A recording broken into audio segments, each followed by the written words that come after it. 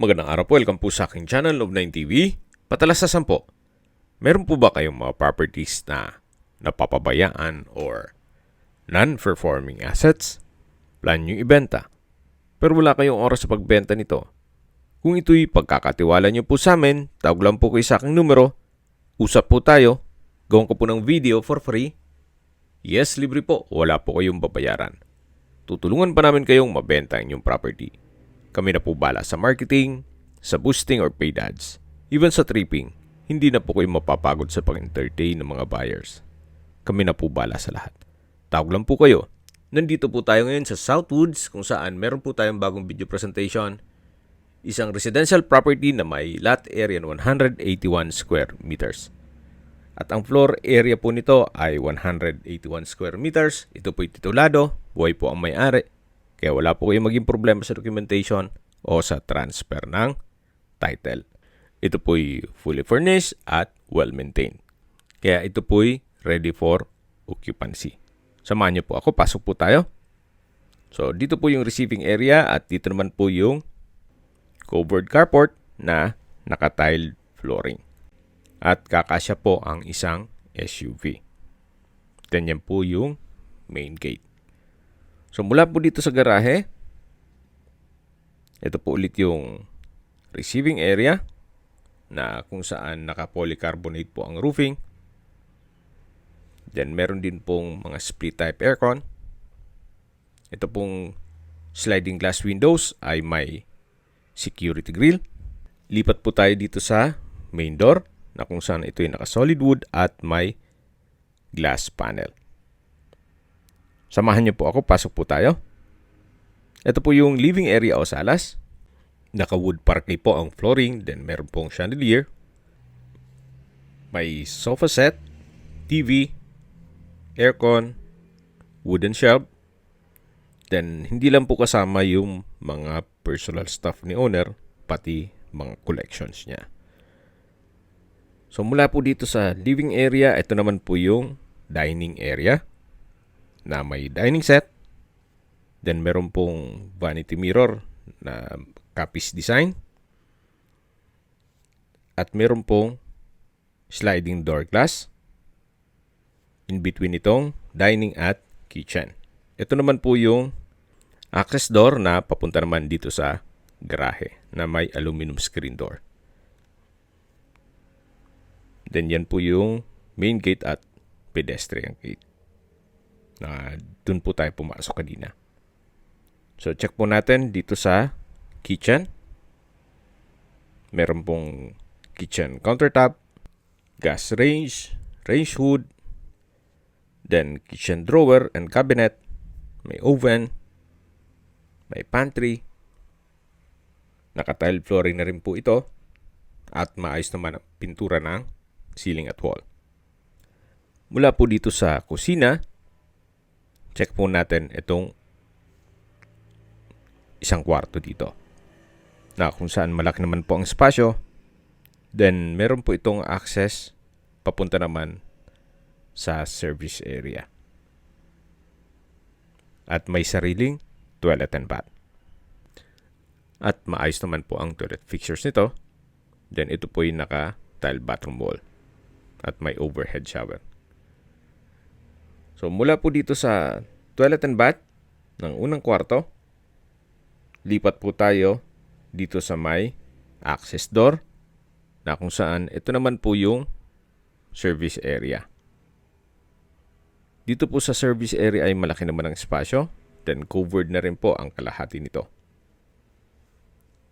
So pwede po itong gawing maid's room. So, labas po tayo dito sa unang kwartong na i-present ko sa inyo. Balik po ulit tayo dito sa formal kitchen. Sa dulo po ay meron pong sliding glass door at likod po niyan ay yung garahe. So, mula po dito sa may kitchen, mayroon pong another access door na papunta naman sa pangatlong kwarto. Sa spasyo naman ito ay sakto lang. Hindi naman siya ganun kaliit at hindi naman ganun kalaki. Mula po dito, may access po dito sa kabilang kwarto. Kaya kung sakali pong meron kayong anak na gusto nyo mamonitor lagi, dito po sila sa kabilang kwarto at doon naman kayo sa mas malaking kwarto. Pero pwede rin pong isarado nyo yan. So, depende po sa maging purpose nyo once na ma-acquire nitong property. So, balik ulit tayo dito sa may formal kitchen. Yan po yung sliding glass door.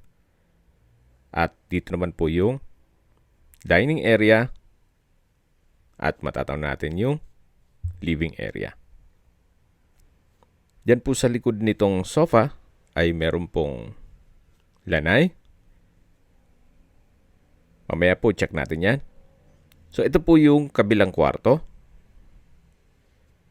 Mas malaki po ang spasyo nito. Then meron din pong split type aircon. Actually meron pa pong window type aircon at dalawang sliding glass window with security grill. Sa pintura, maayos din po. Wala po kayong papagawa. So, ito po yung maliit na kwarto na pinakita ko sa inyo kanina. Mula sa kusina. Ito po yung pangatlong kwarto. Paglabas po natin, dito naman po yung common toilet and bath. May hand wash basin with vanity mirror. Then bathroom cabinet. At dito naman po yung water closet. Then yung shower area. At ito po yung naka-tile bathroom wall. So labas na po tayo dito sa common toilet and bath. At check natin ibang parte nitong bahay. So mula po dito sa pangatlong kwarto, ito po yung living area o salas. At check na po natin yung pang-apat na kwarto o master bedroom. Ito po yung naka-solid wood door. Then, napakalaki din po ng spasyo nito. May glass windows. Then, sa pintura ng ceiling at wall, maayos po. Naka-wooden design tile flooring. Then, may bed frame and mattress, console table, bedside table, at meron din po itong sariling toilet and bath. Check po natin. So, naka full bath po siya. May walk-in closet. Then, hand wash basin with vanity mirror.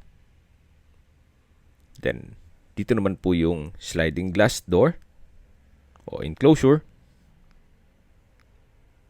Yung water closet with bidet. Stainless towel holder.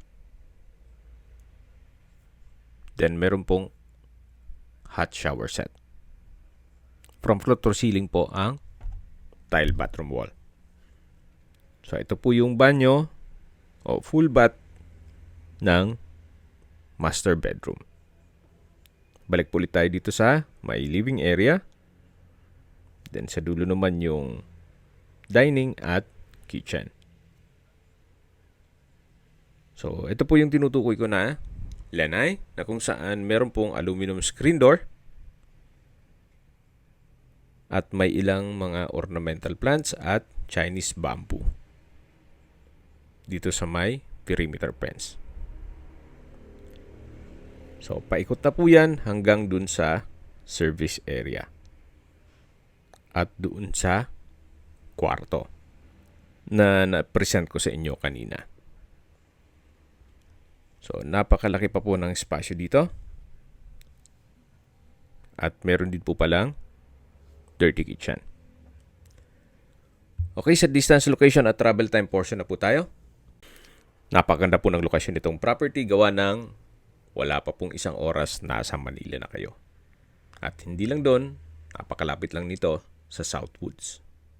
Mula Southwoods Mall, ang distance is 1.6 kilometers at ang travel time is 6 minutes. Mula naman po sa UniHealth Southwoods Hospital and Medical Center, ang distance is 1.2 kilometers at ang travel time is 4 minutes. Yan po yung lagi kong binabanggit sa inyo na dapat nyo i-consider sa pagharap ng property, yung meron pong malapit na hospital.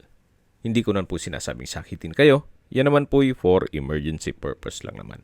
At mula naman po sa Pasita Public Market, ang distance is 4.4 kilometers at ang travel time is 15 minutes. Mula naman po sa Makati, BGC at Airport, ang distance is 31.3 kilometers at ang travel time is 41 minutes. Opo, wala pa pong isang oras nasa Manila na kayo. At sa presyo na po tayo, binebenta po ito ng owner sa murang halaga, 7.5 million pesos net. Ibig mong sabihin, si buyer po ang sasagot sa lahat ng taxes at expenses with regard to documentation. Kung may mga katanungan po kayo, tawag lang po kayo sa aking numero. At sa mga kababayan naman natin nasa ibang bansa, meron po akong Telegram. Sa mga iPhone user naman, by iMessage. Meron din pong Imo, Skype, Viber at WhatsApp. Same number lang po, 0917-316-3399. Sa mga nagtatanong naman po ng aming Facebook, meron po kaming Facebook page na Nov9 TV at Facebook Reel Video. Meron din pong TikTok at Instagram. May ibang YouTube channel po kami na The Nov9 TV channel, Nov9 TV Listings, Nov9 TV On The Spot, at Nov9 TV Updates. Sana po naibigan nyo ang video presentation. Paki-like and subscribe na lang po sa aking channel para ma-update din po kayo sa aking future listings. Kung sakali po hanap nyo yung mas malaking sukat ng lupa, mayroon din po kami ibang listings na pwede nyong pagpilian. Huwag po kayong mag-atubiling tumawag sa amin, then let us know your budget para malaman namin kung anong property pwede naming ilok sa inyo. Sa lahat pong viewers, subscriber at nagtiwala po sa amin, salamat po sa suporta. Ingat po kayo lagi at yung pamilya. Maraming salamat po.